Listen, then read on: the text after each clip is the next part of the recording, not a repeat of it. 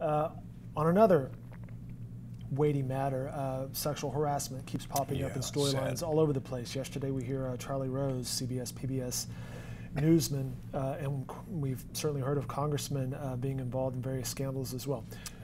Should there be mandatory sexual harassment training in the House? What mechanism is in place? And then ultimately, though, would that even work? On the corporate side of things, there's a ton of sexual harassment training seminars. People kind of glaze over. Right.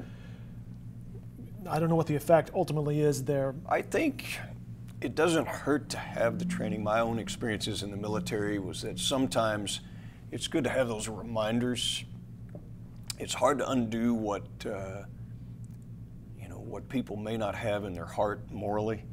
I think that's where our real problem lies. It goes back to respect.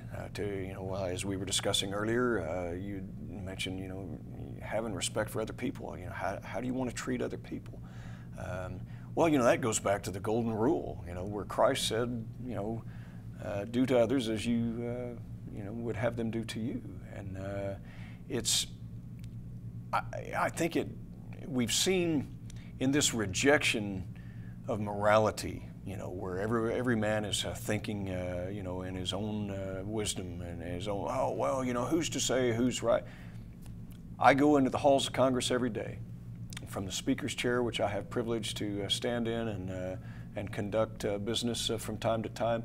As I look out, I see the face of Moses staring back at me from the House chamber.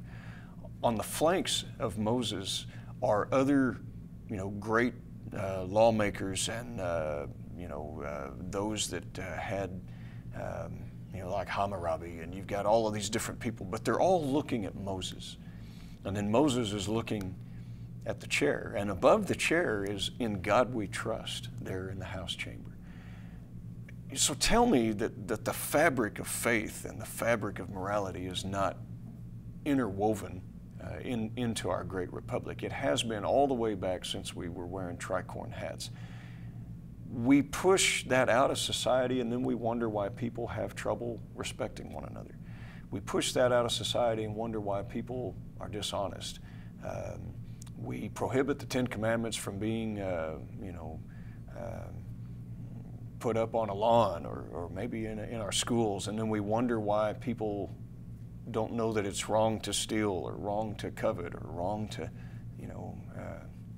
commit adultery or do those different things.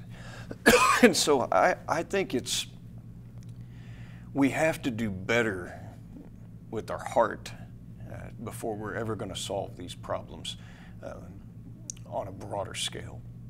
We didn't used to face, now look, man has been a sinner all the way back to Adam. It's not to say that scandal and sexual harassment hasn't occurred before this generation. That would be disingenuous. But we are seeing an epidemic, and we're seeing an epidemic in Hollywood. I think that Hollywood bears some of that responsibility as well. What is it that they're portraying? What are the lifestyles that they're promoting? What are the things that they are doing? Now those chickens are coming home to roost.